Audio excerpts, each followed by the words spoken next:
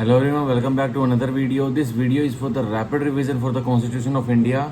And in previous video हमने पहली वाली वीडियो में जो मैंने रैपिड रिवीजन करवाई है, मैंने सीरीज चलाई हुई है राजस्थान जुडिशल सर्विसेज के लिए, उसमें मैं आर्टिकल 52 टू आर्टिकल 212 करा चुका हूँ। अब आज हमें पार्ट 6 का द स्टेट्स का चैप्टर 4 करना है, जो कि बताता है legislative power of the governor. अध्यादेश बनाने की शक्ति किसकी? राज्यपाल साहब की। तो अब हम विदाउट वेस्टिंग अ सेकंड अब स्टार्ट करते हैं सीधा पढ़ाई करना, ठीक है।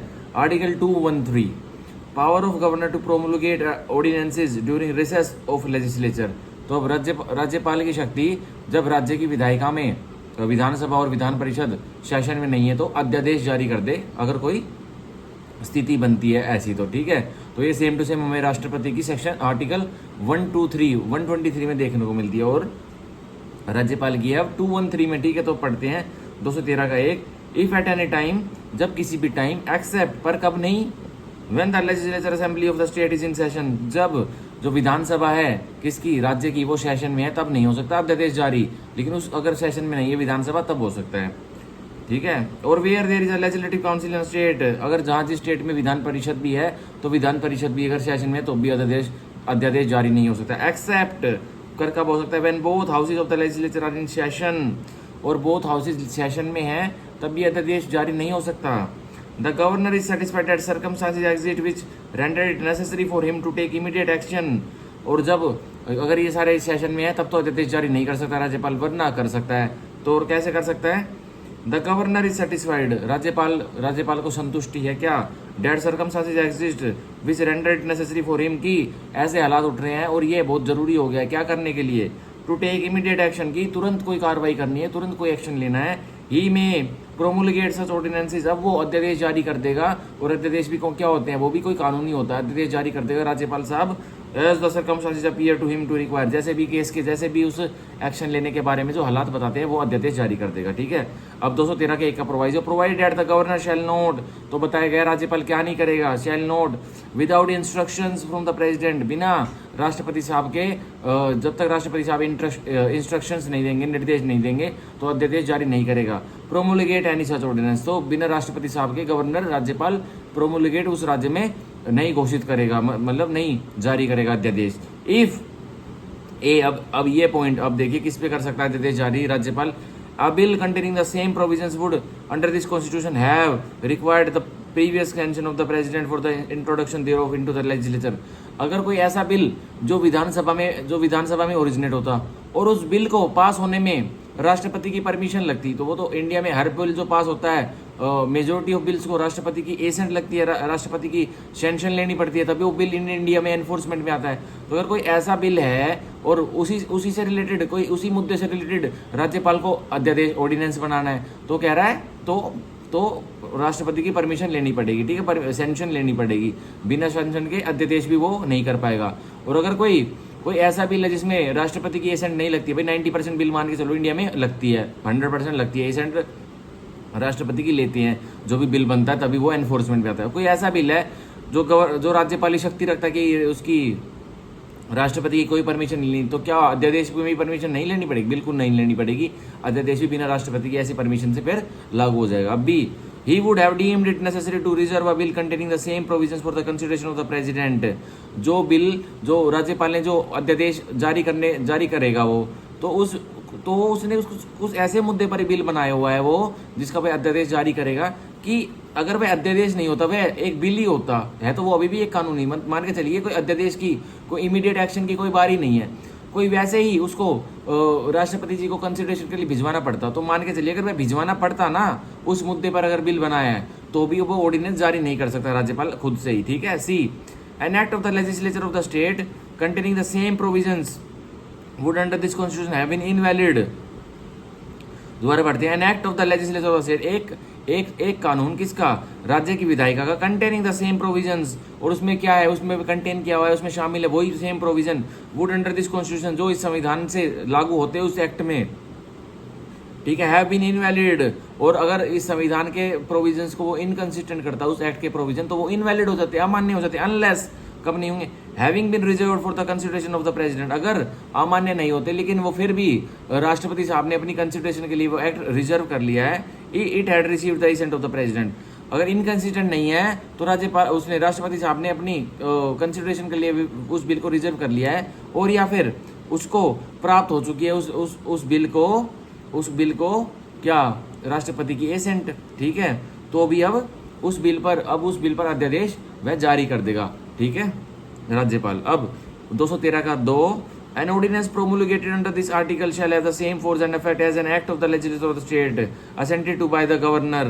कह रहा है जो ऑर्डिनेंस जो 213 के अंदर अध्यादेश राज्यपाल जारी करेंगे उसका इफेक्ट भी नतीजा भी क्या होगा, वो कि मान लो कि वो भी एक एक्ट ही है, और किसने पास किया वो एक्ट, वो कानून लेजिस्लेचर ऑफ द स्टेट ने, राज्य की विधायिका ने। बट एवरी सच ऑर्डिनेंस, परंतु हर एक अध्यादेश में क्या होगा, ये होगा ए shall be laid before the legislative assembly of the state or where there is a legislative council in the state before both the houses।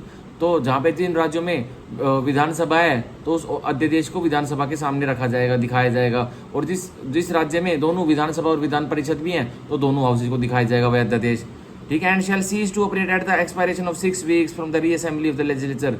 और अगर जैसे रीअसेंबली हो गई, मतलब विधानसभा पहले तो सेशन में नहीं थी, तभी अध्यादेश पास किया था गवर्नर ने, अब विधानसभा दोबारा आ चुकी है, किसमें, सत्र में आ चुकी है, सेशन में बैठ चुकी है, और विधान परिषद भी बैठ चुकी है। तो 6 हफ्तों तक अगर नहीं दिखाया ना उनको, अगर उनके सामने लेट डाउन नहीं किया उसने, राज्यपाल ने उस बिल को लेट डाउन नहीं किया जो अध्यादेश पास किया था, अब तो वो बैठ चुकी है सेशन में, अब तो उनको दिखाना पड़ेगा।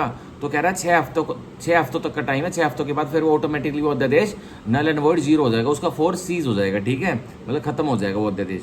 और if before the expiration of that period resolution disapproving it is passed by the legislative assembly and agreed by the legislative council, या फिर 6 हफ्तों के पीरियड से पहले अगर वो राज्यपाल साहब भाई 6 हफ्तों तक भी नहीं दिखाते, मतलब 6 हफ्तों तक लिमिट है, 6 हफ्ते के बाद तो ऑटोमेटिकली वो हो जाएगा, वो नल एंड वॉइड हो जाएगा वो अध्यादेश।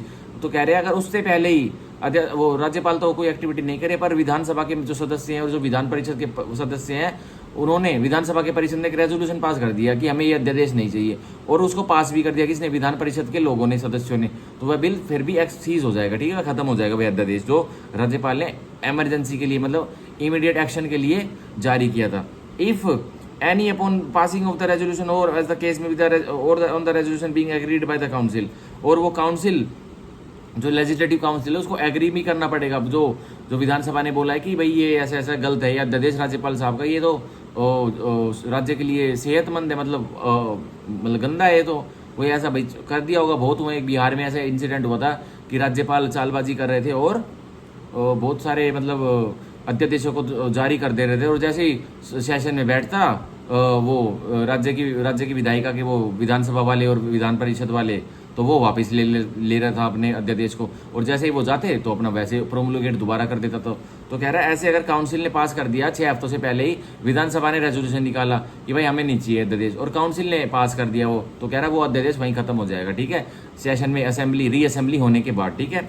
तो अब B may be withdrawn at any time by the governor. अब इस फायदे का जो ये 213 आर्टिकल 213 क्लोज 2 का ये क्लोज बी है ना, सब क्लोज बी, इसी का फायदा उठा रहा था वो बिहार का गवर्नर, जो राज्यपाल था, जो जिनके ऊपर एक केस फाइल होता, जो ऑनरेबल सुप्रीम कोर्ट ने डिसाइड किया था, ये वाला मे be withdrawn at any time by the governor उसको अध्यादेश को विड्रॉ कर लेगा। तो मान के चलिए वो एक केस था, वो शायद इसमें पीछे आ भी जाएगा, अभी तो मैं उसका नाम भूल रहा हूँ, वो बहुत इंपॉर्टेंट केस था, धवन करके था वो कुछ, हाँ ये रहा DC Wadhwa versus union of India, वो केस था जिसमें बिहार के राज्यपाल कुछ चालबाजी कर रहे थे, और वो कर रहे थे, क्या कर रहे थे अभी बताता हूँ।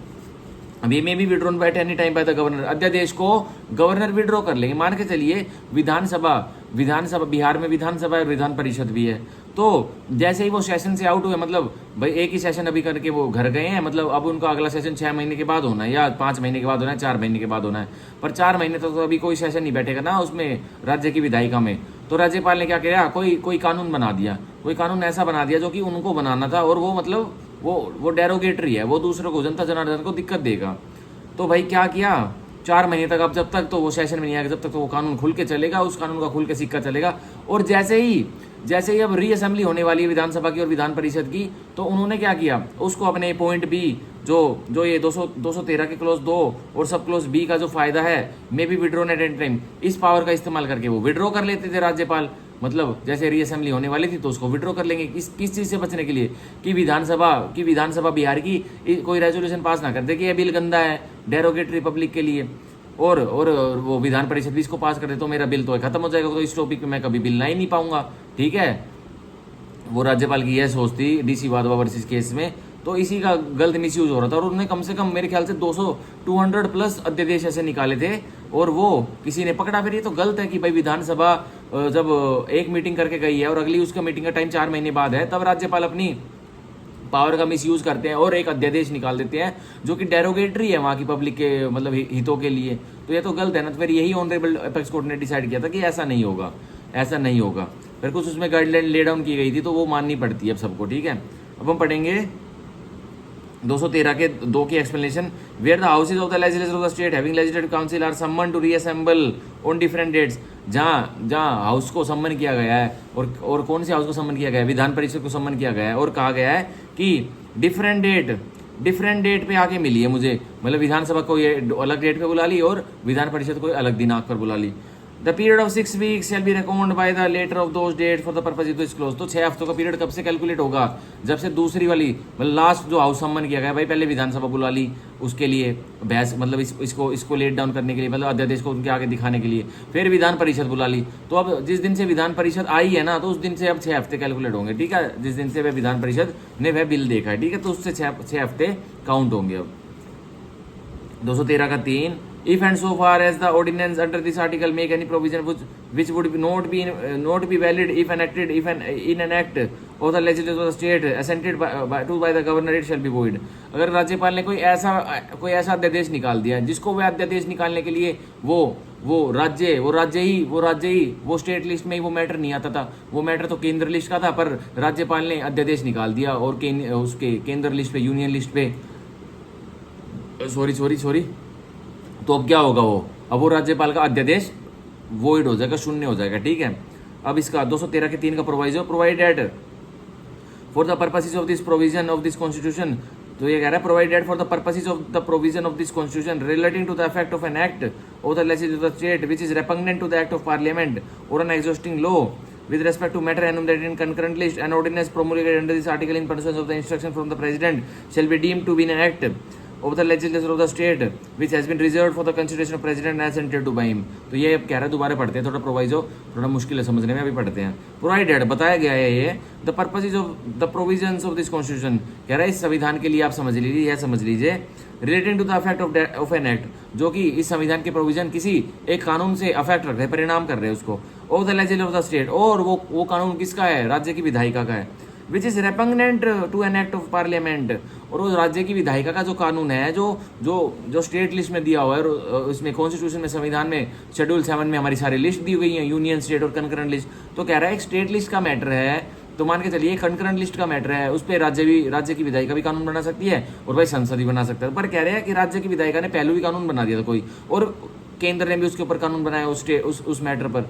तो अब कह रहा है कोई भी राज्य की विधायिका का कानून जो रेपग्नेंट है, मतलब कॉन्ट्रेरी है किसके, केंद्र के कानून के साथ, तो कह रहा है और an existing law with respect to the matter enumerated in the concurrent list, या कोई और जो एग्जिस्टिंग लॉ है उस पर दोनों फिर से कोई कानून बना दे, तो वो एग्जिस्टिंग लॉ के वो है, कॉन्ट्रेरी है वो कानून राज्य का है, उसका केंद्र का। तो an ordinance promulgated under this article in pursuance of instruction from the president, तो अब अध्यादेश जो जारी होगा, राज्यपाल जो करेंगे, तो वो प्रोमुलगेट हुआ है, लेकिन वो किसके इंस्ट्रक्शन हुआ है, किसके दिशा निर्देश अनुसार हुआ है, राष्ट्रपति के दिशा निर्देश अनुसार हुआ है, वो भाई जो नया अध्यादेश निकाला है। Shall be deem to an act, तो उसको भी हम एक कानूनी मान लेंगे, of the legislature of the state, किसका कानून मान लेंगे, राज्य की विधायिका का, which has been reserved for the consideration of the president and assented to by him, और मान लो कि राष्ट्रपति साहब ने उसको एसेंट दे दिया, सहमति दे दी है और रिजर्व करके सहमति दी है। ठीक है, ये मान लो। तो मतलब पहले ही कोई एक्ट पास हुआ पड़ा था, इसमें पहले ही कोई इसमें कंकरेंट लिस्ट में कोई मुद्दा, कोई एक्ट एक बना पड़ा था, किसी कोई लॉ बना पड़ा था, और फिर कोई जब हाउस सेशन में नहीं थे, कोई राज्यपाल ने कोई और एक्ट बना दिया उस कंकरेंट लिस्ट के मैटर के ऊपर। अब कंकरेंट लिस्ट हमारी लिस्ट 3 है 7th शेड्यूल में, उसके ऊपर भी कोई वो बना दिया, एक्ट बना दिया। तो अब यही कह रहा है कि अगर एक्ट बना दिया तो बना दिया, अब उसको जारी करो, वो अध्यादेश ही रहेगा। मान के चलो कि राष्ट्रपति ने उसकी सहमति दे दी है और उसको रिजर्व करके सहमति दी है।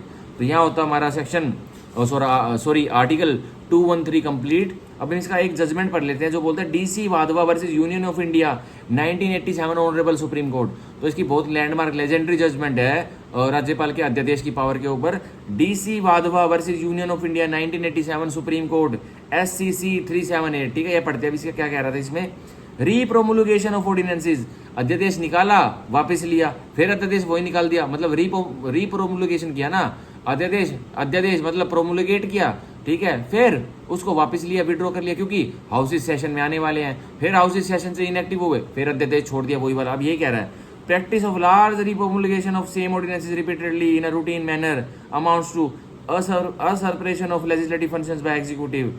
जो प्रैक्टिस करती है लार्ज नंबर, मतलब एक दो बार वो रीप्रोमुलगेट नहीं किया गया, कम से कम बहुत नंबर ऑफ टाइम रिपीटेडली उसको रीप्रोमुलगेट किया गया, और क्यों किया गया, इन अ रूटीन मैनर, मतलब रूटीन तरीके से, accounts to usurpation of legislative functions by executive. तो ये असरप्रेशन मतलब इसको गलत फायदा उठा रहा है अध्यादेश, राज्यपाल गलत फायदा उठा रहा है रीप्रोमुलगेट कर करके बार बार अध्यादेश को, और ये एक गलत फंक्शन है। किसके द्वारा ये गलत फंक्शन है, गलती की जा रही है, एग्जीक्यूटिव द्वारा, गवर्नर द्वारा, राज्यपाल द्वारा, ठीक है। तो ये हेल्ड हुआ था DC वादा वर्सेस यूनियन ऑफ इंडिया में, इसमें बहुत सारी गाइडलाइंस इशू की गई थी, राज्यपाल भाई अध्यादेश को कैसे प्रोमुलगेट करेंगे वो, ये इसीलिए लेजेंडरी जजमेंट है, ठीक है।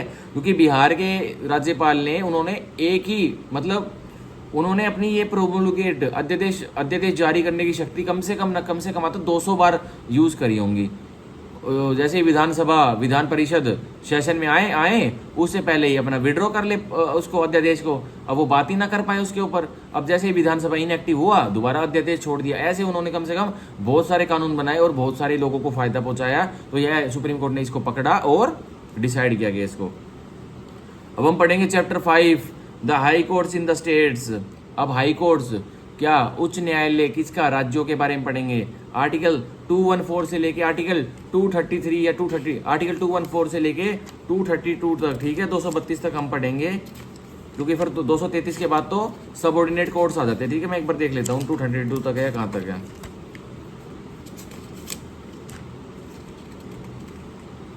हाँ 232 तक ही है, हम पढ़ेंगे अब आज हाई कोर्ट कंप्लीट कर देंगे भाई। हाई कोर्ट की क्या क्या पावर्स रहती हैं एक राज्य के, और जो कि 214 से लेके 232 आर्टिकल तक है, तो हम सारे पढ़ेंगे, या फिर जो मेन है आर्टिकल्स वो पढ़ेंगे। Article 214 high court for states बोल रहा है उच्च न्यायालय किसके लिए, राज्यों के लिए। There shall be high court for each state, general rule बता दिया भाई, डिक्लेरेशन दे दी 214 ने, हर राज्य के लिए एक हाई कोर्ट होगा, एक उच्च न्यायालय होगा। अब 215 article 215 high courts to be courts of record, 215 कह रहा है भाई हाई कोर्ट भी कोर्ट ऑफ रिकॉर्ड रहेंगे। अब बॉडी पढ़ते हैं, every high court shall be the court of record, every high court हर एक उच्च न्यायालय कोर्ट ऑफ रिकॉर्ड रहेगा। And shall have all the powers of such a court including the power to punish for contempt of itself, और high court के पास, उच्च न्यायालय के पास सारी वो शक्तियां रहेंगी कि उसका कोई दुरादर करता है, उसका कोई कंटेम्प्ट करता है उसके सामने, तो वो उसको सजा भी दे सकते हैं। और कोर्ट ऑफ रिकॉर्ड रहेगा, मतलब जो जैसे पंजाब हरियाणा हाई कोर्ट ने कुछ हेल्ड कर दिया, कुछ ले डाउन कर दिया, तो जो वो है, जो और सबऑर्डिनेट कोर्ट्स है, जो पंजाब एंड हरियाणा रीजन के, स्टेट के जो सबऑर्डिनेट कोर्ट है, अब उनके रिकॉर्ड को मानेंगे वो, ठीक है। तो यह भी इसका मतलब है कोर्ट ऑफ रिकॉर्ड का। अब हम पढ़ेंगे article 216 constitution of high courts. अब उच्च न्यायालयों का गठन कैसे होगा, अभी पढ़ेंगे। Every high court shall consist of a chief justice, हर एक उच्च न्यायालय में एक चीफ जस्टिस साहब होंगे। एंड सच अदर जजेस as the president may from time to time deem it necessary to appoint, और उतने अदर जजेस होंगे जितने की राष्ट्रपति समय के संदर्भ में बताती रहेंगी, ठीक है। अब हमारे सुप्रीम कोर्ट के लिए तो जो इसमें 124 में आर्टिकल 214 में दे रखा, आर्टिकल 124 में 124 में दे रखा है कि भाई एक चीफ जस्टिस ऑफ इंडिया होंगे और 33 अदर जजेस होंगे, वो तो स्पेसिफिकली लिख रखा है। पर हाई कोर्ट में नहीं लिख रखा कि कितने हाई कोर्ट के जजेस होंगे चीफ जस्टिस के अलावा, क्योंकि बहुत हाई कोर्ट में तो बहुत ज़्यादा नंबर ऑफ जजेस होते हैं। जैसे Punjab and Haryana high court में तो कम से कम 80 जजेस हैं मिला के chief justice of Punjab and Haryana high court को, ठीक है, मिला के 80 जजेस हैं। तो अब कहाँ सर्वोच्च न्यायालय में बस 34 जजेस हैं, लेकिन हाई कोर्ट में नंबर ऑफ जजेस ज़्यादा होते हैं, क्योंकि काम भी भाई बहुत ज़्यादा होता है हाई कोर्ट में, ठीक है। अब हम पढ़ेंगे article 217 appointment and conditions of the office of जज ऑफ हाई कोर्ट। अब नियुक्ति कैसे होगी और शर्तें क्या रहेंगी कार्यालय में आने के लिए, किसमें, उच्च न्यायालय के कार्यालय को पकड़ने के लिए, किसकी, जज की। अब 217 का एक, एवरी जज of high court shall be appointed by the president by warrant under his hand and seal and shall hold office in the case of an additional और एक्टिंग जज as provided in article 224 and in any other case until he attains the age of 62 years। तो बोला जा रहा है कि हर उच्च न्यायालय के न्यायाधीश को, जज साहब को कौन अपॉइंट करेगा? राष्ट्रपति साहब ही अपॉइंट करेंगे, और राष्ट्रपति साहब ये लिखित रूप से उनको एक ऑर्डर देंगे लिखित रूप में, और वो अपने हैंड से देंगे और उस पर सील लगेगी, ठीक है, राष्ट्रपति साहब की। एंड इन केस, और वो होल्ड कितने अपने कार्यालय पर, वो उच्च न्यायालय के जज साहब, न्यायाधीश साहब कब तक बने रहेंगे अपने कार्यालय में, हाई कोर्ट में, उच्च न्यायालय में? जब तक कि वो 62 साल के हो जाएं। 62 ईयर्स लिमिट है हाई कोर्ट के जज की, उसके बाद तो वो रिटायर हो जाते हैं। और ठीक है, तो यह कह रहे हैं अगर कोई अन्य एडिशनल चार्ज दे रखा है उन्हें, न्यायाधीश को, जो कि आर्टिकल 224 हमें बताया गया एडहॉक जजेस के बारे में, अन्य कोई एडिशनल चार्ज दे रखा है एक जज को, तो कह रहा है वो मानना, फिर 62 ईयर्स मत मानना, ठीक है। Until he attains and in no case, ठीक है, एडिशनल चार्ज देगा तो तब भी रिटायर हो जाएंगे, लेकिन 62 ईयर्स तो एज रहेगी, ठीक है। मतलब 62 ईयर के हुए वो हाई कोर्ट के न्यायाधीश, तो वो रिटायर, वो अपना कार्यालय छोड़ देंगे। अब प्रोवाइडेड दैट ए जज may by writing under his hand address to the president resign in office. अब हाई कोर्ट के उच्च न्यायालय के जज जो न्यायाधीश होंगे वो त्याग पत्र किसको देंगे? कह रहे हैं अपने हाथों से लिखकर राष्ट्रपति साहब को दे देंगे और अपने कार्यालय को छोड़ देंगे। B A judge may be removed from his office by the president in the manner provided in clause 4 of article 124 for the removal of judge of the supreme court। तो जो हाई कोर्ट के न्यायाधीश होंगे उनको भी किस तरह से उनके कार्यालय से निकाला जाएगा? जैसे कि सुप्रीम कोर्ट के जज को उनके कार्यालय से निकाला जाता है आर्टिकल 124 के क्लोज 4 के प्रोविजंस फॉलो करते हुए, तो ऐसे निकाला जाएगा। तो क्या है वही, क्या है वो पॉइंट्स जो बताते हैं? MI प्रूव्ड मिसबिहेवियर और इनकैपेसिटी अगर साबित हो जाएगी तो उनको निकाल दिया जाएगा। सी The office of a judge shall be vacated by his being appointed by the president. The office of a judge shall be vacated by his being appointed by the president to be judge of the supreme court। बोल रहा है कि किसी high court के जज को राष्ट्रपति साहब ने सुप्रीम कोर्ट का जज बना दिया, मतलब प्रमोशन करके सुप्रीम कोर्ट के जज बना दिया। जैसे हाई कोर्ट का कोई जस्टिस है उनको सीधा सुप्रीम कोर्ट का जज बना दिया, तो कह रहे हैं उनका ऑफिस अब खाली मान लिया जाएगा कार्यालय हाई कोर्ट वाले जज का, ठीक है। और by his being transfer by the president to any other high court within the territory of India. या Punjab and Haryana high court में एक जस्टिस साहब थे, उनको राष्ट्रपति साहब ने कलकत्ता हाई कोर्ट में ट्रांसफर कर दिया, तो कह रहा तब भी उनका हरियाणा हाई कोर्ट वाली कुर्सी खाली मान ली जाएगी, वैकेट मान ली जाएगी, ठीक है। अब 214 आर्टिकल 217 का clause 2, a person shall not be qualified for appointment as a जज। एक व्यक्ति क्वालिफाई नहीं होगा हाई कोर्ट का न्यायाधीश बनने के लिए, अन्यथा वो क्या नहीं है? Unless he is a citizen of India, वो भारतीय नागरिक होना चाहिए पे व्यक्ति। And A has for at least 10 years held a judicial office in the territory of India, और कम से कम 10 सालों के लिए उन्होंने एक जुडिशियल ऑफिस हेल्ड किया टेरिटरी ऑफ इंडिया में। यार जुडिशियल ऑफिस हेल्ड किया मतलब वो वकील नहीं है, 10 सालों से उन्होंने, वो जज थे, मतलब हाई कोर्ट के जज नहीं थे, वो क्या थे? वो थे कोई भाई सिविल जज थे, जूनियर डिवीजन, सीनियर डिवीजन, या कोर्ट ऑफ सेशन या सेशन जज थे, मतलब वो जज रहे हुए 10 साल तक, ठीक है। 10 साल जैसे उनके टाइम हुआ तो वो एलिजिबल हो जाएंगे हाई कोर्ट के जज बनने के लिए, ठीक है। B has for at least 10 years been an advocate of high court, भाई 10 साल से हाई कोर्ट में प्रैक्टिस कर रहे हैं, एडवोकेसी कर रहे हैं, तो भी अब वो क्या बन जाएंगे? वो एलिजिबल हो जाएंगे हाई कोर्ट के जज बनने के लिए, ठीक है। और of 2 or more such courts in succession, या फिर एक ही हाई कोर्ट में वो प्रैक्टिस नहीं करते थे, या फिर 5 साल कर दी Punjab and Haryana high court में प्रैक्टिस एज अ एडवोकेट, और 5 साल कर ली दिल्ली हाई कोर्ट में एज ए एडवोकेट प्रैक्टिस, तो ये भी काउंट हो जाएगा, तो भी वो व्यक्ति भी एलिजिबल हो जाएगा कि हाँ वो हाई कोर्ट का जज बन सकता है, ठीक है। तो यह हमारा 217 का 2। अब 217 का 2 का सी ओमिटेड। अब एक्सप्लेनेशन पढ़ते हैं। अब ये एक्सप्लेनेशन में यही लिख रखा कि भाई 5 साल तक तो उन्होंने जुडिशियल ऑफिस होल्ड किया, मतलब एग्जाम्पल ले रहा हूँ कि 5 साल तक जुडिशियल ऑफिस होल्ड किया और 5 साल तक वो वकील रहे, ठीक है, तो भी वो माना जाएगा कि वो एलिजिबल है हाई कोर्ट के जज बनने के लिए, ठीक है। अब अब ये इसमें कोई काम का नहीं है। अब सीधा 217 का 3 देखो। If any question arises as to the age of जज ऑफ हाई कोर्ट, अगर कोई प्रश्न उठता है किस बारे में, कि जो न्यायाधीश है किसी हाई कोर्ट का, उच्च न्यायालय का, इनकी उम्र क्या है, इनकी एज क्या है, sorry the question shall be decided by the president. तो ये प्रश्न कौन डिसाइड करेगा, इसका निर्णय कौन लेगा, इसके उत्तर के बारे में राष्ट्रपति साहब लेंगे। After consultation with the chief justice of India, और किससे कंसल्ट करेंगे इस प्रश्न के बारे में राष्ट्रपति साहब? CJI जो चीफ जस्टिस ऑफ इंडिया रहेंगे उनसे कंसल्ट करेंगे। And the decision of the president shall be final, और जो निर्णय रहेगा राष्ट्रपति साहब का एज के बारे में, भाई हाई कोर्ट के कौन से न्यायाधीश के प्रश्न उठा था एज के बारे में, तो उनका अब राष्ट्रपति साहब का ही डिसीजन, निर्णय फाइनल रहेगा उनकी एज के बारे में। उन्होंने बोल दिया, किसी ने ऑब्जेक्शन लगाया, भाई ये जो हाई कोर्ट के जज साहब है ना, ये तो 70 साल के हो गए हैं, 70 के हो गए हैं, पर अब क्या हुआ, किसी ने क्वेश्चन उठाया तो इसमें इंक्वायरी होनी थी। अब राष्ट्रपति साहब इसका निर्णय लेंगे। राष्ट्रपति साहब पहले चीफ जस्टिस साहब से कंसल्ट करेंगे, मतलब उनकी राय भी लेंगे, विचार विमर्श करेंगे, किससे? CJI ऑफ सुप्रीम कोर्ट से। लेकिन अब उन्होंने उनके बीच में क्या वार्तालाप हुई, लेकिन राष्ट्रपति ने अब एक डिसीजन ले लिया कि नहीं भाई, ये जो जज साहब है हाई कोर्ट के, उच्च न्यायालय के, ये 70 साल के नहीं है, ये 50 साल के हैं। तो उन्होंने ये बोल दिया ना कि ये 50 के हैं, तो वो फाइनल रहेगा, ठीक है, राष्ट्रपति साहब का ये डिसीजन। तो ये हमारा यहाँ कंप्लीट होता है 217। अब जो ये एनजैक वाले हैं, NJAC एनजैक वाले प्रोविजन है, ये हट चुके हैं, ये अनकॉन्स्टिट्यूशनल डिक्लेयर हो गए थे, ठीक है। कौन से जजमेंट में हुए थे? Supreme court advocate notary court association versus union of India में हो गए थे, ठीक है। ये एनजैक को वो कर दिया था, अनकॉन्स्टिट्यूशनल डिक्लेयर कर दिया था, किसने? ऑनरेबल सुप्रीम कोर्ट ने, ठीक है। अब हम पढ़ेंगे article 218, article 218, application of certain provisions relating to supreme court to high courts. The provisions of clause 4 and clause 5 of 124, जो प्रोविजन है आर्टिकल 124 के और क्लोज 4 के और क्लोज 5 के, shall apply in relation to high court, तो वो वही यूं का कि यूं अप्लाई हो जाएंगे उच्च न्यायालय के संदर्भ में भी, as they apply in relation to the supreme court, जैसे वो अप्लाई होते हैं सुप्रीम कोर्ट के संदर्भ में, with the substitution of references to the high court for references of to the supreme court. जहाँ सुप्रीम कोर्ट लिखा हुआ है 124 के 4-5 में, वहाँ मान लेना हाई कोर्ट है, ठीक है। तो अब 124 के 4-5 में देख लेते क्या लिखा हुआ है। 124 के 4-5 में लिखा हुआ है, ये रिमूवल के बारे में लिखा हुआ है कि भाई रिमूव उनको ऐसे ही नहीं किया जाएगा सुप्रीम कोर्ट के जज को, कि भाई जब तक उनके ऊपर कोई चार्ज ना क्रिएट किया गया यही होगा। और 5वें में क्या लिख रखा है?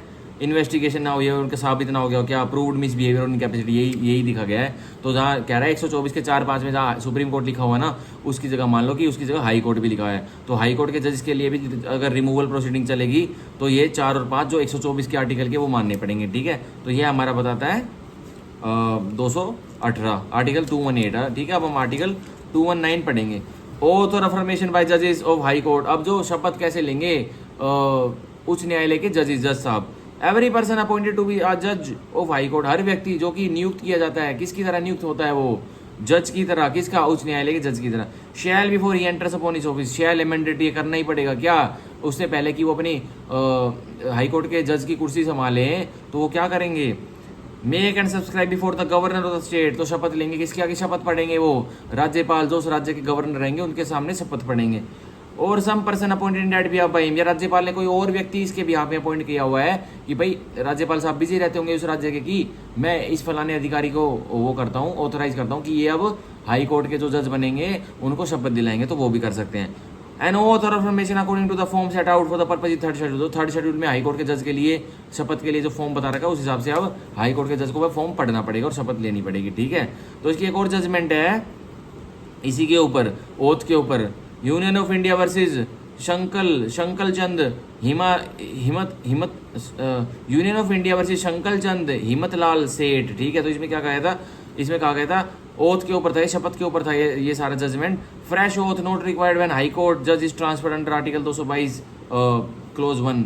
तो अगर एक हाई कोर्ट के जज का ट्रांसफर हो गया है, जैसे पंजाब हरियाणा हाई कोर्ट से एक जज का ट्रांसफर कर दिया राष्ट्रपति ने दिल्ली हाई कोर्ट में, क्या आप दिल्ली हाई कोर्ट में जाके वह जज दोबारा शपथ लेगा क्या? बोल रहा नहीं लेगा, ये हेल्ड कर दिया था सुप्रीम कोर्ट में, कोई लेने की जरूरत नहीं है। कौन सी जजमेंट में हेल्ड हुआ था?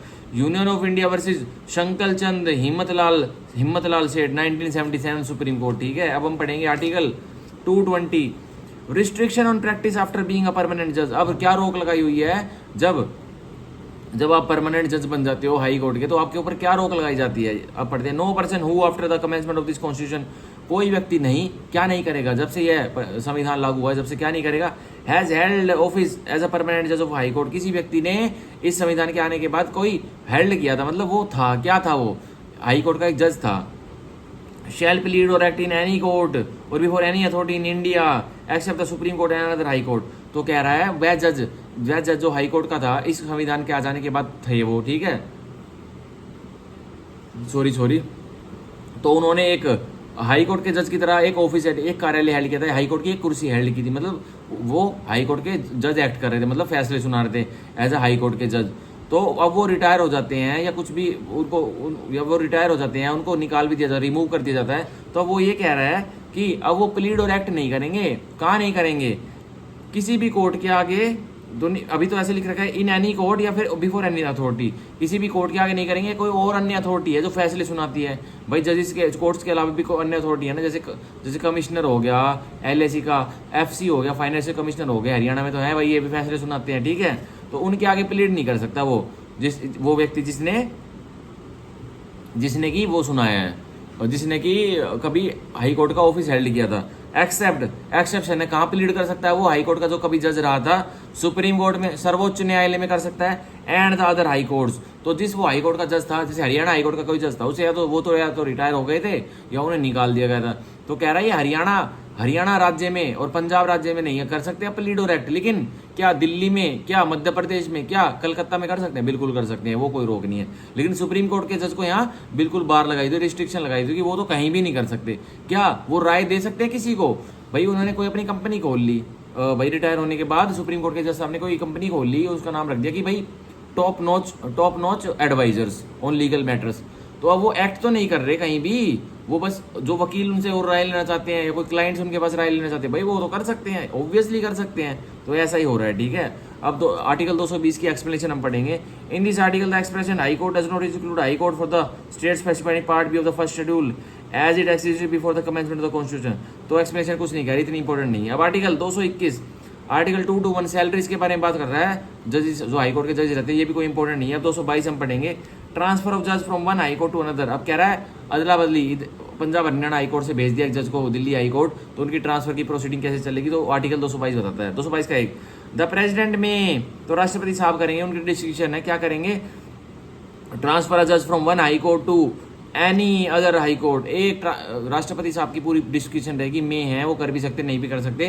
ट्रांसफर करेंगे एक जज को एक हाई कोर्ट से दूसरे हाई कोर्ट में। जैसे राष्ट्रपति साहब को लगा कि कोई पंजाब हरियाणा हाई कोर्ट में जज साहब हैं, वो बहुत अच्छा कार्य कर रहे हैं, तो उन्हें दिल्ली बुला लेना चाहिए, दिल्ली हाई कोर्ट में, तो उन्हें दिल्ली ट्रांसफर कर दिया जाएगा। तो कौन करेंगे? राष्ट्रपति साहब ऑर्डर करेंगे और उनको ट्रांसफर कर देंगे। अब आर्टिकल 222 का 2, व्हेन अ जज हैज बीन और व्हेन अ जज हैज बीन और इज सो ट्रांसफर्ड, जब एक जज को कर दिया जाता है ट्रांसफर्ड या उसको ट्रांसफर किया जाता है। ई शैल, तो क्या शैल है, क्या मैंडेटरी है? During the period he serves, तो जिस पीरियड के दौरान वो सर्व करते हैं वो जज, after the commencement of the constitution, इस कॉन्स्टिट्यूशन के आ जाने के बाद, 15 अमेंडमेंट, इस कॉन्स्टिट्यूशन की संविधान की 15वीं अमेंडमेंट आ जाने के बाद वो सर्व करते हैं हाई कोर्ट में एज अ जज of the other high court, और सर्व करते हैं जज दूसरे हाई कोर्ट में। पहले दूसरे हाई कोर्ट में थे, लेकिन 15वीं अमेंडमेंट के बाद उनका ट्रांसफर होता है और वो दूसरे हाई कोर्ट के जज बना देते। तो क्या कह रहा है? Be entitled to receive in addition to his salary such compensatory allowance as may be determined by parliament by law. तो उन्हें अब अलग से कुछ अलाउंसेस एमोल्यूमेंट्स मिलेंगे, क्योंकि 15वीं अमेंडमेंट आ चुकी है। उस 15वीं अमेंडमेंट में कुछ बोला गया होगा इस विषय में, और वो कंपेंसेटरी जो उसको उनको भुगतान है जो एडिशन में उनको मिलेगा, तो वो कौन उसके बारे में कानून बनाएगा? संसद कानून बना देगी, ठीक है। And until so determined such compensatory allowances as president में फिक्स हो, और जब तक संसद कानून नहीं बनाती तो राष्ट्रपति फिक्स कर देंगे कि भाई 15वीं अमेंडमेंट के बाद मैंने एक जज जो पंजाब हरियाणा हाई कोर्ट में थे, अब 15वीं अमेंडमेंट आ गई है, या उससे पहले मैंने उनको दिल्ली हाई कोर्ट में ट्रांसफर कर दिया था, तो भाई वो तो वहाँ भी थे, वहाँ भी कार्य कर रहे थे, लेकिन मैंने उनको दिल्ली हाई कोर्ट में किस कार्य के लिए बुलाया? तो उसके लिए उनको कुछ एक्स्ट्रा देना चाहिए, कुछ एक्स्ट्रा अलाउंसेस देने चाहिए, एमोल्यूमेंट्स देने चाहिए। तो या तो संसद कानून बना दे तो वो उनको मिलेगा हाई कोर्ट को, वो हाई जस्टिस साहब को, या तो फिर वो राष्ट्रपति साहब तय कर देंगे, ठीक है। तो यह था हमारा आर्टिकल 222। अब इसकी भी एक जजमेंट है, supreme court advocates on record association versus union of India 2006 supreme court, article 222 और टू नाउ रीड एज। अब इसमें इसी में supreme court advocates on record association versus union of India 2016 supreme court में एनजैक और एनजैक से जुड़े हुए बहुत सारे आर्टिकल जो हाई कोर्ट और सुप्रीम कोर्ट में चेंजेस कर रहे थे उनको बदल दिया गया था, ठीक है। अब हम पढ़ेंगे आर्टिकल 223, आर्टिकल 223 हम पढ़ेंगे, appointment of acting chief justice. अब उच्च न्यायालय में, एक राज्य के उच्च न्यायालय में एक्टिंग चीफ जस्टिस हो, जो चीफ जस्टिस उस डायरेक्ट हाई कोर्ट रहेंगे, वो उसकी नियुक्ति, उनकी कैसे नियुक्ति होगी? When the office of the chief justice of high court is vacant, जब कार्यालय किसका, चीफ जस्टिस जो उच्च न्यायालय के हैं, उच्च न्यायालय के उनका ऑफिस खाली होता है, मतलब वेकेंट है वो। और when any such chief justice is by reason of absence or otherwise unable to perform the duties of his office, या जो चीफ जस्टिस है ऑफिस तो खाली नहीं है पर भाई अपनी बीमारी के कारण भाई वो बीमार रहते हैं, या कोई और वो अनफिट स्टेट में है, अपने कार्यालय में और अपनी ड्यूटीज को निभा नहीं पा रहे हैं, तो क्या होगा? The duties of the officially performed by such one of the other जजेस of the court as the president may appoint for the purpose. अब चीफ जस्टिस की ड्यूटी कौन निभाएगा? जैसे राष्ट्रपति किसी और अन्य जज को बता देंगे कि आप निभाओगे अब chief justice of data high court की ड्यूटी, तो अब वह जज निभाएगा। इसमें कोई सीनियर मोस्ट नहीं दे रखा, कोई जूनियर मोस्ट नहीं दे रखा, जो भी राष्ट्रपति जी को अच्छा लगेगा उनको बता देंगे कि आप आज से इस हाई कोर्ट के आप हो chief justice of data high court, क्योंकि जो एक्टिंग चीफ जस्टिस है वो तो बीमार है कुछ, उनको अदरवाइज कोई और इशू है, ठीक है। अब जैसे मान के चलिए Punjab and Haryana high court के जो चीफ जस्टिस हैं वह बीमार चल रहे हैं, और वह फॉर एग्जांपल वह बीमार चल रहे हैं और अपने ऑफिस को नहीं संभाल पाते हैं, तो अब उनके जगह पर राष्ट्रपति ऑर्डर कर देंगे। क्या ऑर्डर कर देंगे? किसी सीनियर मोस्ट जज को नहीं करेंगे भाई। जुडिशियल प्रोप्राइटी तो यही कहती है कि जैसे चीफ जस्टिस तो हाईएस्ट ऑफिसर हाईएस्ट जस्टिस होते हैं हाई कोर्ट के, तो जुडिशियल प्रोप्राइटी जुडिशियल डिसिप्लिन तो यही कहता है कि भाई अब जो सीनियर मोस्ट है उन्हें रखना चाहिए। लेकिन आर्टिकल 223 का भी नहीं कहता कि अब सीनियर मोस्ट जज ही वो चीफ जस्टिस बनेंगे। भाई राष्ट्रपति की पूरी वो है डिस्क्रिप्शन है, में है उनकी डिस्क्रिप्शन है, वो बिल्कुल जो सबसे जूनियर मोस्ट उच्च न्यायालय के जस्टिस साहब है उनको बना दे चीफ जस्टिस, यह भी हो सकता है। ठीक है, अब आर्टिकल 224 हम पढ़ेंगे, अपॉइंटमेंट ऑफ एडिशनल एक्टिंग जजेस। ये इतना इंपॉर्टेंट नहीं है, इसमें बस अपॉइंटमेंट हो जाती है, नियुक्ति हो जाती है। कोई और एडिशनल कोई जज चाहिए उच्च न्यायालय में हाई कोर्ट में, तो उसकी नियुक्ति हो जाती है 224 में। तो बस इसका ये याद रखना, एक सेकंड रुको, राष्ट्रपति अपॉइंट करते हैं। ठीक है, राष्ट्रपति साहब ही अपॉइंट करते हैं इसमें। 224 का ये याद रखना कि नियुक्ति कोई वही और अन्य जज चाहिए, मतलब कार्य करने के लिए बिजनेस ज़्यादा आ गया उस हाई कोर्ट में, तो राष्ट्रपति साहब मंगवा लेंगे किसी उधर हाई कोर्ट से। तो यह याद रखना 224 में। ठीक है, अब 224 कैपिटल ए कुछ नहीं है, एनजैक के बारे में बता रहा था, sorry 224 capital A appointment of retired जजेस at sitting of high court. जो रिटायर्ड जजेस थे ना, जिनको पहले वो उच्च न्यायालय के जजेस थे, ठीक है, तो उनको वो रिटायर हो गए थे, मतलब 62 से ऊपर हो गए, तो रिटायर हो गए थे। अब उनको दोबारा बुला लिया जाएगा कि भाई बिजनेस ज़्यादा आ गया, कोई और इतने सफिशिएंट जजेस है नहीं जस्टिस हाई कोर्ट के लिए, तो उनको दोबारा बुला लिया जाएगा बिजनेस संभालने के लिए, मतलब हाई कोर्ट का कामकाज देखने के लिए। ठीक है, तो यह 224 कैपिटल लिखा था, ये भी इतना इंपॉर्टेंट नहीं है, इंडेक्स वाइज इंपॉर्टेंट है। अब article 225 jurisdiction of existing high court, तो ये बता रहा है जो एग्जिस्टिंग हाई कोर्ट है, जब ये संविधान आया था तो उससे पहले भी तो हमारे पास हाई कोर्ट हुआ करते थे, उच्च न्यायालय हुआ करते थे, तो उसके बारे में बता रहा है उनकी क्या जुरिडिक्शन रहेगी, क्षेत्रफल रहेगा उन हाई कोर्ट का जो संविधान के आने से पहले भी मौजूद थे। तो ये कह रहा है subject to the provision of this constitution and to the provisions of any law of the appropriate legislature made by virtue of power conferred by on that legislature by this constitution। तो कह रहा है इस संविधान में जो लिखा हो उसकी इज्जत करना, या किसी राज्य की विधायिका ने या राज्य की विधायिका नहीं तो केंद्र सरकार ने, पार्लियामेंट ने कोई कानून बना रखा है इस विषय में, तो उसकी भी इज्जत करना। और आगे पढ़ो the jurisdiction of and the law administered in any existing high court. तो जुरिडिक्शन क्षेत्रफल या कौन सा कानून एक्सरसाइज हो रहा है एक स्पेसिफिक हाई कोर्ट में, उच्च न्यायालय में, and the respective power of the judges thereof in relation to the administration of justice in the court। और जो भी रिस्पेक्टिव जजेस हैं उन हाई कोर्ट में, उच्च न्यायालय में, उनकी शक्तियां जिनके हिसाब से वो न्याय कर रहे हैं, including any power to make rules in court. और उन जस्टिस के पास क्या पावर है कि भाई अपने रूल्स बनाने के लिए, कि उनके पास क्या शक्तियां हैं कोर्ट में यूज करने के लिए, and to regulate the sitting of the court. और उन्हीं के पास क्या थी, उन्हीं के पास क्या है, उससे जो कानून बन जाएगा उसमें क्या रेगुलेट हो रहा है, जो कानून बना है क्या उसमें उससे क्या रेगुलेट हो रहा है, उससे रेगुलेट हो रहा है जो उच्च न्यायालय अब कौन सी सीटिंग करेगा। ठीक है, कौन सी जगह पर बैठेगा। जैसे पंजाब हरियाणा हाई कोर्ट का न्यायालय अब चंडीगढ़ में है, उच्च न्यायालय, तो अब क्या कोई ऐसा कानून राज्य की विधायिका या फिर पार्लियामेंट बना सकता है कि नहीं भाई अब चंडीगढ़ में नहीं बैठेगा, अब गुड़गांव में बैठेगा, पंजाब एंड हरियाणा को हाई कोर्ट की अब जुडिक्शन गुड़गांव में रहेगी। बिल्कुल बना सकते हैं, ठीक है, लेकिन जो कॉन्स्टिट्यूशन में लिखा हुआ उसकी रिस्पेक्ट करनी पड़ेगी, उसको मद्देनजर रखना पड़ेगा। ठीक है, and of members thereof sitting alone और इन डिविजनल बेंच, या तो जो कोई जस्टिस है हाई कोर्ट के, वो या तो अकेले अलोन काम कर रहे हैं या फिर वो डिविजनल बेंच पे बैठे। डिविजनल बेंच हमेशा 2 जजेस की होती है, या कॉन्स्टिट्यूशनल बेंच 5 जजेस की होती है। ठीक है, तो वो या तो डिविजनल बेंच पे बैठे हैं या फिर कोई कॉन्स्टिट्यूशनल बेंच पे बैठे हैं, तो उसके बारे में रूल्स एंड रेगुलेशन बना सकती है क्या संसद या राज्य की विधायिका भी, या फिर कोई इस संविधान के जरिए भी हो सकता है। Shall be the same as immediately before the commencement of this constitution, तो ऐसा ही रहेगा जैसे कि पहले चलता आ रहा था इस संविधान के आने से पहले। ठीक है, उनका भी यही रूल्स एंड रेगुलेशन रहेंगे जो संविधान के आने से पहले 1950 में संविधान के आने से पहले जैसे होता आ रहा था हाई कोर्ट में, रूल्स एंड रेगुलेशन, सिटिंग उटिंग के बारे में, डिविजनल और कॉन्स्टिट्यूशन बेंच के बारे में, कॉन्स्टिट्यूशनल बेंच के बारे में, तो वैसा चलता आएगा, उसी तरह से प्रोग्राम फॉलो होगा।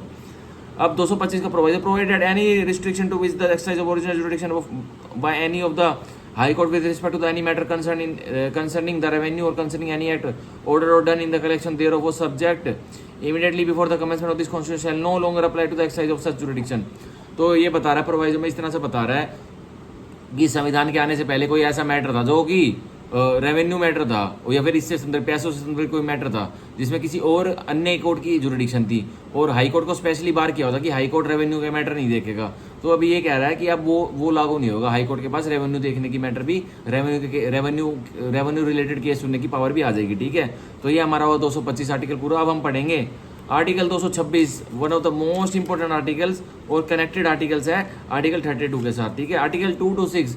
अब ये कॉन्स्टिट्यूशनल हमारा आर्टिकल है जो कि 226 है, और इसका बहुत ही वाइड स्कोप है। आर्टिकल 32 का कह सकते हैं इन कंपैरिजन बहुत ही छोटा हल्का स्कोप है, लेकिन 226 का बहुत ही वाइड स्कोप है, क्योंकि फंडामेंटल राइट्स जब वोलेट होती है तभी आर्टिकल 32 में सुप्रीम कोर्ट को हम मूव कर सकते हैं। लेकिन अगर कॉन्स्टिट्यूशन की कोई भी कॉन्स्टिट्यूशनल राइट अगर वोलेट होती हैं तो हम हाई कोर्ट को मूव कर सकते हैं 226 में। ठीक है, आप पढ़ेंगे 226, power of high court to issue certain writs. शक्ति किसकी? उच्च न्यायालय की कि सर्टेन रिट्स क्या होती है? Royal order of the court, उनको हम इशू करवा सकते हैं। अब 226 का एक not with standing anything in article 32, not with standing, none of standing कह रहा है आर्टिकल 32 में है जो कॉन्स्टिट्यूशन ऑफ इंडिया के, वो तो अपनी जगह रखा है, इसको कोई फर्क नहीं करेगा 226 को। तो यही कह रहा है every high court shall have power, हर उच्च न्यायालय के पास शक्ति है क्या? Throughout the territories in relation to which it exercise jurisdiction. लेकिन शक्ति कहाँ है? जिस क्षेत्रफल में वह अपनी जुरिडिक्शन क्षेत्रफल एक्सरसाइज कर रहा है उस क्षेत्रफल में है। वैसे पंजाब और हरियाणा हाई कोर्ट की पावर किसके, कौन से क्षेत्रफल में है? पंजाब रीजन के और हरियाणा रीजन के एरियाज में। क्या उसकी पावर दिल्ली के रीजन में है पंजाब हरियाणा हाई कोर्ट की? नहीं है। लेकिन यही मेजर डिफरेंसेस बहुत ज़्यादा है कि सुप्रीम कोर्ट की पावर कहाँ पर है? ऑल ओवर इंडिया में है, ऑल ओवर इंडिया में सुप्रीम कोर्ट की जुरिडिक्शन। ठीक है, और ऐसे ही बस अब यही थिन लाइन डिफरेंसेस हैं कि हाई कोर्ट की पावर कहाँ तक है भाई? जहाँ तक उसके राज्य की जो सीमाएं हैं वहाँ तक ही है। वो दिल्ली के मैटर नहीं सुनती। पंजाब हरियाणा हाई कोर्ट दिल्ली के मैटर सुन सकती है कोई? नहीं सुन सकती। क्या पंजाब हरियाणा हाई कोर्ट मध्य प्रदेश के मैटर सुन सकती है? नहीं सुन सकती भाई, वहीं के रिस्पेक्टिव कोर्ट सुनेंगे। क्या अब supreme court, honourable supreme court of India क्या हरियाणा की मैटर सुन सकती है? बिल्कुल सुन सकती है। क्या मध्य प्रदेश की सुन सकती है? बिल्कुल सुन सकती है। क्या तमिलनाडु की सुन सकती है? यस, बिल्कुल सुन सकती है, क्योंकि यह उसका पूरी all over country territory of India पे जुरिडिक्शन है सुप्रीम कोर्ट की। और हाई कोर्ट पर कहाँ पर है? उस राज्य के अंदर जिसका वह हाई कोर्ट है। बस ये थिन लाइन डिफरेंस है। अब देखिए, टू इशू एनी पर्सन और अथॉरिटी, क्या इशू करेंगे? जो उच्च न्यायालय अपनी किसी क्षेत्रफल में एक्सरसाइज कर रहा है अपनी जुरिडिक्शन, तो वो किसको? किसी व्यक्ति को भी इशू कर सकते हैं, किसी व्यक्ति को भी कुछ इशू करते, क्या रिट इशू कर सकते हैं, या फिर कोई अथॉरिटी को भी रिट इशू कर सकते हैं, इंक्लूडिंग इन अप्रोप्रिएट केसेस, और जो भी हालातों के जो भी मुकदमे उसके सामने आते हैं उनके हिसाब से इशू कर सकते हैं। Any government with in those territories directions, government को भी इशू कर सकते हैं रिट्स हाई कोर्ट। ठीक है, और क्या कर सकते हैं? डायरेक्शंस भी इशू कर सकते हैं एनी पर्सन को, अथॉरिटी को, गवर्नमेंट को, ऑर्डर्स भी कर सकते हैं इन तीनों को, रिट्स भी, इंक्लूडिंग, अब रिट्स के नाम दिए हुए हैं, writs in the nature of habeas corpus, mandamus, prohibition, quo warranto, certiorari, यह हाई कोर्ट भी इशू कर सकता है जो सुप्रीम कोर्ट की पावर थी। और एनी ऑफ देम, या इनमें से कोई भी, for the enforcement of any of the rights conferred by part 3, या जो पार्ट 3 में फंडामेंटल राइट्स हैं, वो अगर कोई हाई कोर्ट के दरवाजे खटखटाता है, जो कि कोई हरियाणा का गुड़गांव के रहने वाला है, उसकी कोई फंडामेंटल राइट ब्रीच हुई है, किसी ने की है, कोई अथॉरिटी कर रही है, मान के चलिए नगर निगम गुड़गांव उसकी कोई फंडामेंटल राइट ब्रीच कर रहा है, ठीक है, तो वह सीधा हाई कोर्ट में जा सकता है, पंजाब हरियाणा कोर्ट में, या फिर सीधा सुप्रीम कोर्ट में भी जा सकता है। And for any other purpose, या कोई और अन्य पर्पस के लिए मतलब कोई कॉन्स्टिट्यूशनल राइट। अब जो फंडामेंटल राइट नहीं है, बस जो सुप्रीम कोर्ट है उसकी तो ये रिट जारी करने की पावर किस में है? उनकी पावर है, बस ये जो 5 रिट दे रखी है, और भी तरह के कुछ फंक्शंस होते हैं उसमें है, लेकिन फंडामेंटल राइट के ब्रीच में है। उनके पास कॉन्स्टिट्यूशनल जो इसमें और आर्टिकल्स दे रखे हैं इनके लिए नहीं है, इनके लिए वो royal order of the court नहीं दे सकते, ठीक है। पर हाई कोर्ट को बोला हुआ है कि नहीं, आपके पास पूरी पावर है, आप रिट भी इशू कर सकते हो, ये 5 रिट्स हैं, और अन्य तरह के और ऑर्डर्स हैं, डायरेक्शंस है, वह भी आप इशू कर सकते हो। लेकिन आप क्या कर सकते हो? आप जो कॉन्स्टिट्यूशनल प्रोविजंस हैं, जो फंडामेंटल राइट से अलावा भी उनके ऊपर भी कोई भी डायरेक्शंस दे सकते हो, ठीक है। ये बहुत बड़ी पावर होती है, बहुत बड़ी, जो हमारे सुप्रीम कोर्ट के पास नहीं है ये पावर, ये हाई कोर्ट के पास है, ठीक है। अब हम पढ़ेंगे 226, आर्टिकल 226 का क्लोज 2। ये सारे वैसे आर्टिकल 226 मेंस का टॉपिक है, इतना ही बहुत है।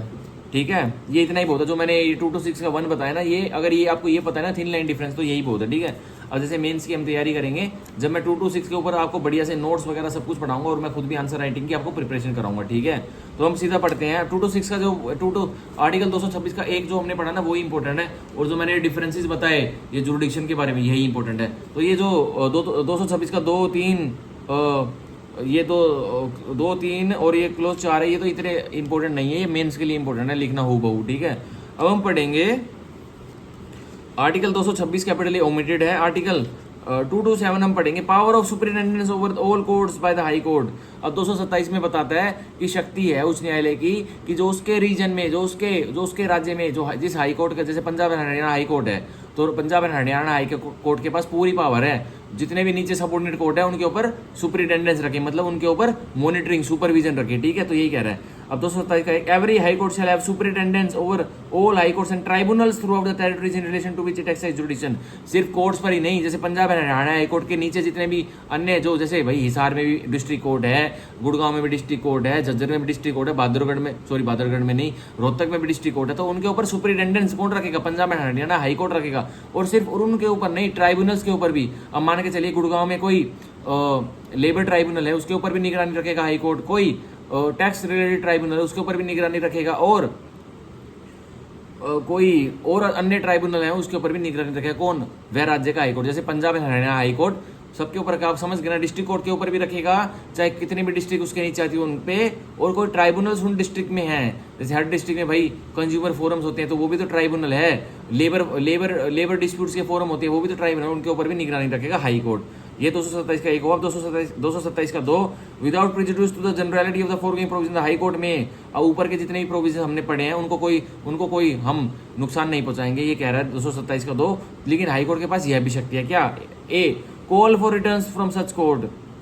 कुछ उन कोर्ट से जो सबऑर्डिनेट कोर्ट से उनसे कुछ मंगवाना है तो वो भी मंगवा सकता है high court. B, make and issue general rules and prescribe forms for regulating the practice and proceedings of such court. कुछ हाई कोर्ट नियम निर्देश निकाल देगा तो वही प्रक्रिया फॉलो होगी, अब प्रोसीजर फॉलो होगा, उस नियम अनुसार ही अब वह सबऑर्डिनेट कोर्ट में वह प्रक्रिया फॉलो होगी। तो मान के चलिए हाई कोर्ट ने कोई नियम निकाल दिया कि भाई किसी क्रिमिनल ट्रायल में कुछ अन्य जो लॉ में, जो सीआरपीसी में, आईपीसी में नहीं लिख रहा, आईपीसी में तो क्या मतलब सीआरपीसी में जो प्रोसीजर है उसके अलावा कोई अलग से रूल्स निकाल दिए तो वह फॉलो होंगे। ठीक है, sorry C, prescribe forms in which books entries and account shall be kept by the officers of any such court.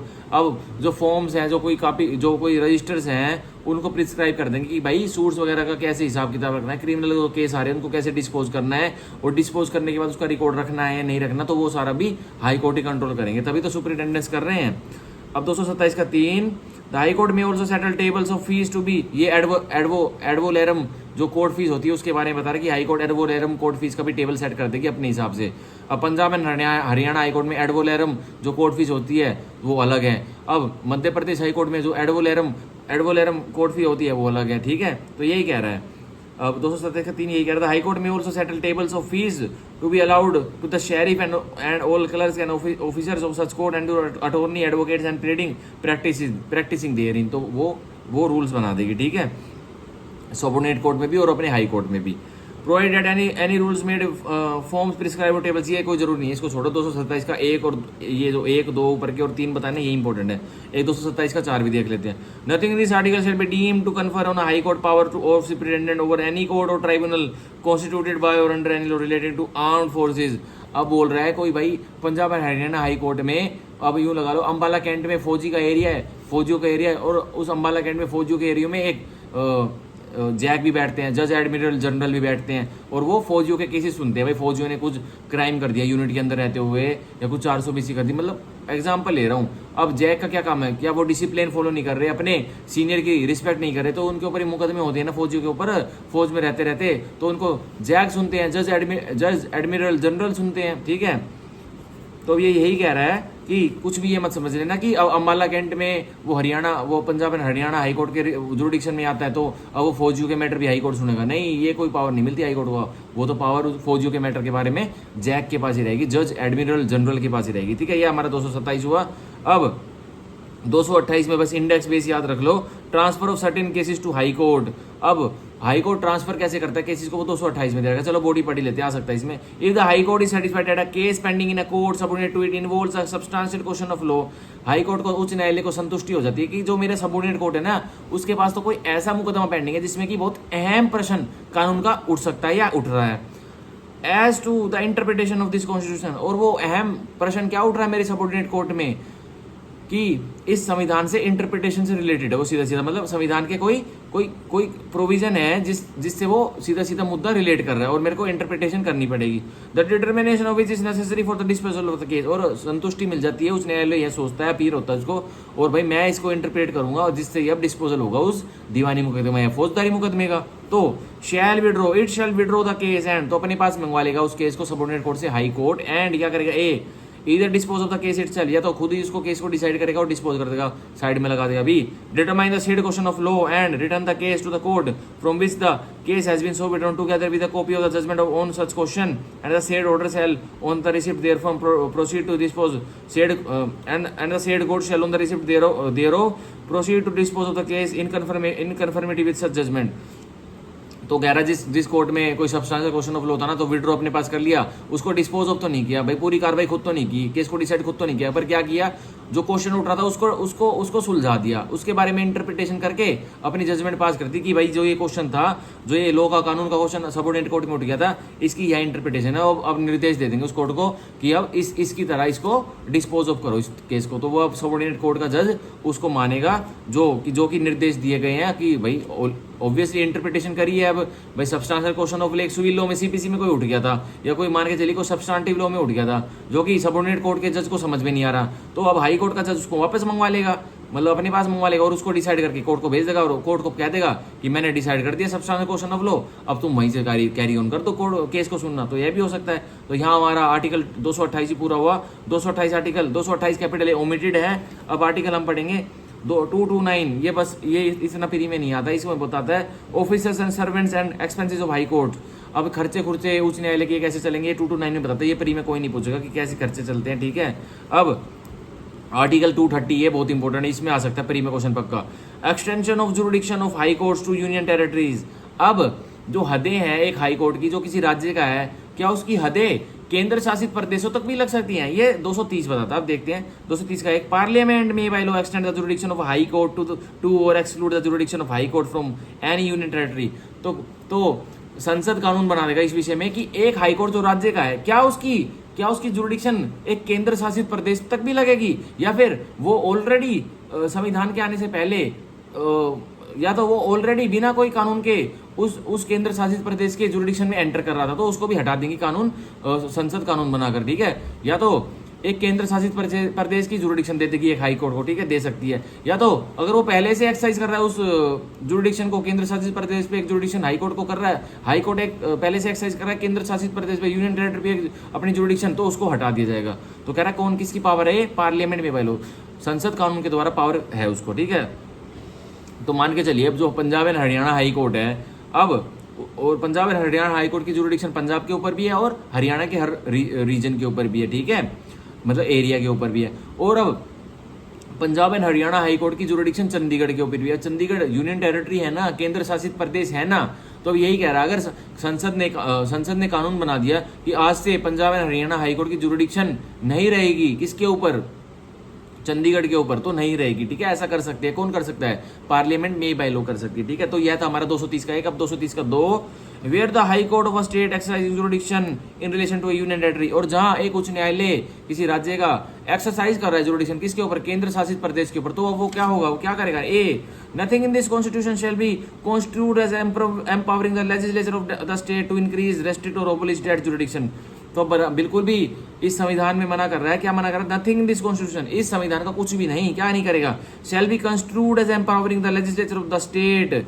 तो ये संविधान से ये मत समझना जो राज्य की विधायिका है, जैसे Punjab and Haryana high court किस पे जुरिडिक्शन दे रहा है, Punjab and Haryana high court Chandigarh पे जुरिडिक्शन उसके एरिया के केस भी देख रहा है। तो यही कह रहा है कि ये मत समझ लेना अब कि क्या मत समझ लेना कि जो हरियाणा या पंजाब के जो विधानसभा है उनके लेजिस्लेचर को, उनकी विधायिका को कोई पावर मिल गई हो, किस विषय में पावर मिल गई हो, टू इंक्रीज, रिस्ट्रिक्ट और अबोलिश दैट जुरिडिक्शन, की वो राज्य की विधायिका किसकी जुरिडिक्शन को एबोलिश कर देगी, उस हाई कोर्ट की जुरिडिक्शन को जो वो ऑलरेडी उसको उसके केसेस को सुन रही है चंडीगढ़ को, तो वो हाई कोर्ट को नहीं कर सकती भाई, इंक्रीज नहीं कर सकती कि इस एरिया तक लग रही है, आप आगे तक भी देख लो उस केंद्र शासित प्रदेश के, नहीं कर सकती वो राज्य की विधायिका। ना तो रिस्ट्रिक्ट कर सकती कि उसको, ना तो रिस्ट्रिक्ट कर सकती कि भाई Punjab and Haryana high court के चीफ जस्टिस साहब आप चंडीगढ़ के मुकदमे मत देखना, या फिर इतने मुकदमे आप देख रहे हो इस एरिया तक के, उसको छोड़ो, तो आप उसको मत देखना दूसरे एरिया को। और अबोलिश या पूरी तरह से खत्म नहीं कर सकती जुरिडिक्शन को, ठीक है, जो कि एक हाईकोर्ट जुरिडिक्शन अपनी एक्सरसाइज कर रहा है किसके ऊपर, एक केंद्र शासित प्रदेश के ऊपर। अब B, the reference in Article 227 to the governor shall in relation to any rules, forms or tables for subordinate courts in that territory be construed as reference to the president। तो अब माना जा रहा है जैसे राष्ट्रपति 227 में जो बताया हुआ था रेफरेंस के बारे में कंस्ट्रूड करवाया होता 227 में, एक बार 227 दोबारा एक बार टैली मार लेते हैं। हाँ, जो सुपरिटेंडेंस की पावर बताई हुई थी ना कि भाई हाई कोर्ट की सुपरिटेंडेंस की पावर रहेगी। The reference in article 227 to the governor, जो रेफरेंस आर्टिकल 227 में राज्यपाल को दिया होता, रेफरेंस संदर्भ दिया होता in relation to any rules, और संदर्भ किसमें दिया होता, कोई नियम बनाने में, कोई फॉर्म्स बनाने में, कोई टेबल्स बनाने में, for subordinate courts in that territory be constitute as reference to, कह रहा तो राष्ट्रपति साहब की पावर रहेगी कि वो भी कोई नियम बना सकते, कोई रेगुलेशन बना सकते हैं। गवर्नर राज्यपाल साहब ही नहीं बना सकते, बना सकते हैं गवर्नर साहब भी कोई नियम कानून बना सकते हैं उस उच्च न्यायालय के लिए, और राष्ट्रपति साहब भी बना सकते हैं। ये सीधा सीधा बोल रखा है हमारे 230 आर्टिकल 230 के 2 के आर्टिकल 230 क्लोज 2 के सब क्लोज बी में। अब हम आर्टिकल 231 पढ़ेंगे जो कि हमारा लास्ट रहेगा, क्योंकि 232 तो फिर इंटरप्रिटेशन क्लोज है जो कि सब्स्टिट्यूटेड है, ठीक है। अब article 231 of the high court for the states, ठीक है, पार्ट 6 का article 231 establishment of common high court for 2 और मोर स्टेट्स, गठन कर दिया गया, स्थापना कर दी जाएगी एक राज्य के लिए, एक से 2 से ज्यादा राज्यों के लिए एक कॉमन हाई कोर्ट, ठीक है, हो सकता है ऐसा। अब 231 का एक note B standing anything contain in the preceding provisions of this chapter, इस चैप्टर में जो पार्ट 6 का ये चैप्टर 4 है, जो पार्ट 6 का ये चैप्टर 5 है, इसमें चाहे कुछ भी दिया हो उसको भूल जाइए, वो कुछ भी आड़े नहीं आएगा, ये पढ़िए। पार्लियामेंट में by law establish a common high court, तो संसद कानून के द्वारा एस्टेब्लिश कर देगी, स्थापना कर देगी एक उच्च न्यायालय का जो कि कॉमन रहेगा, किनके लिए, फॉर 2 और मोर स्टेट्स, 2 या 2 से अधिक राज्यों के लिए, और फॉर 2 और more states and the union territory, या 2 या 2 से अधिक राज्यों के लिए, या फिर उसमें यूनियन टेरिटरी भी मिला लेगी एक उच्च न्यायालय में। तो मान के चलिए, अब एग्जांपल देता हूँ, पंजाब और हरियाणा 2 अलग राज्य हैं, इनका कॉमन हाई कोर्ट है ना, Punjab and Haryana high court, तो कहाँ से बना है वो, 231 के 1 को फॉलो करते हुए बना है। अब जो ये मेघालय है, जो त्रिपुरा है, जो 5 सिस्टर्स हैं, जो हमारे राज्य हैं उस साइड के इस साइड के जो हैं, अब उन 5 सिस्टर्स में जो स्टेट्स हैं, जो 5 सिस्टर्स हैं, मेघालय, त्रिपुरा, ये मणिपुर वगैरह, इनका एक कॉमन हाई कोर्ट है ना, तो इसी से बनाया गया है वो, ठीक है, 231 के 1 से। और अब पंजाब राज्य का और हरियाणा राज्य का एक कॉमन हाई कोर्ट तो है, कौन सा हाई कोर्ट है, Punjab and Haryana high court, लेकिन उसमें चंडीगढ़ में भी एक्सरसाइज करता है ना jurisdiction Punjab and Haryana high court, तो चंडीगढ़ क्या है, यूटी है ना, केंद्र शासित प्रदेश है ना, तो वो किसके मतलब के लिए करता है, कहाँ से पावर डिराइव करता है वो, 231 के 1 से, ठीक है। अब 231 का 2 in relation to any such high court, अब कोई ऐसा हाई कोर्ट है जो कॉमन है, तो उसके अब ये रूल्स लगते हैं, ए ओमिटेड है, B the reference is article 227 to the governor in relation to any rules, forms और tables for subordinate courts, the be constitute as reference to the governor of the state in which the subordinate courts are situate and, तो ये बोल रहा है 231 के 2 का B बोल रहा है, आर्टिकल 231 के क्लोज 2 का सब क्लोज बी ये बोल रहा है कि भाई जैसे high court, Punjab and Haryana high court तो है कॉमन, लेकिन पंजाब के राज्यपाल अलग है और हरियाणा के राज्यपाल अलग है, तो जो रूल्स एंड रेगुलेशन बनाएंगे अपने सबऑर्डिनेट कोर्ट में, भाई जो राज्यपाल रहेंगे वो हरियाणा के सबऑर्डिनेट कोर्ट्स के लिए रूल्स एंड रेगुलेशन नियम कुछ स्थापना कर सकते हैं, फीस उसकी, ठीक है, और पंजाब के राज्यपाल पंजाब के लिए स्थापना कर सकते हैं, यही बता रहा है बी, ठीक है। अब सी पढ़ेंगे, the reference in article 219-229 to the state shall be constitute as a reference to the state in which the high court has to be has its principal seat, जो रेफरेंस आर्टिकल 219 में और 229 में दिया था ना, किसके प्रति, उस राज्य के प्रति, तो वो कह रहा है वही मान लेना, shall be constitute as reference to the state, तो वही मान लेना कि वो रेफरेंस उस राज्य के लिए है जो कि 2 या 2 से अधिक राज्यों का एक कॉमन हाईकोर्ट स्थापना हो रही है, एस्टेब्लिशमेंट हो रही है, ठीक है, ये कह रहा है। अब 231 के 2 का प्रोवाइजो, जो कि हमारा लास्ट प्रोवाइजो और आज का लास्ट आर्टिकल हमारा, provided if such principal seat is in a union territory, तो बता रहा है हाई कोर्ट, भाई जैसे हाई कोर्ट, जैसे अब पंजाब के हाई कोर्ट और हरियाणा का हाई कोर्ट चंडीगढ़ में है, और चंडीगढ़ यूनियन टेरिटरी है, और भाई एक राज्य हरियाणा, एक राज्य पंजाब है, ये दोनों राज्य हैं, लेकिन इसका हाई कोर्ट तो किसी यूनियन टेरिटरी में बसा हुआ है। इनकी प्रिंसिपल सीट कहाँ है?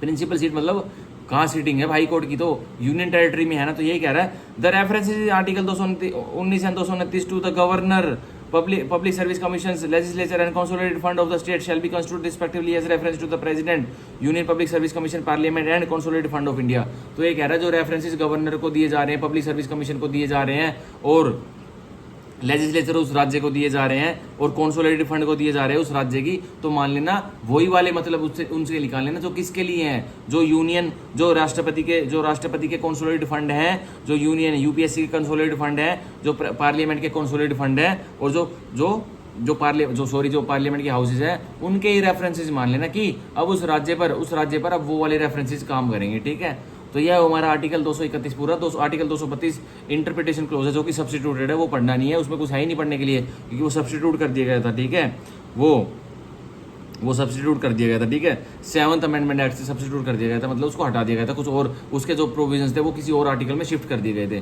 तो यह हमारी आज की पढ़ाई होती है कॉन्स्टिट्यूशन ऑफ इंडिया की रैपिड क्लास पूरी, जिसमें आज हमने आर्टिकल कौन कौन से करे हैं? आज हमने आर्टिकल पूरे कर लिए हैं। आज हमने 213 से लेके हमने पढ़े हैं आज 232 तक। ठीक है, 213 से लेकर हमने 232 तक रैपिडली वे में रिवाइज कर लिए हैं, और यह रैपिड रिवीजन चल रही है राजस्थान के जुडिशियल सर्विसेज एग्जाम पीटी के लिए। तो जो कोई भी वीडियो देख रहा हो जिसको अच्छा लगा हो तो आप बनोगे जस्ट। ठीक है, थैंक यू, बाय बाय।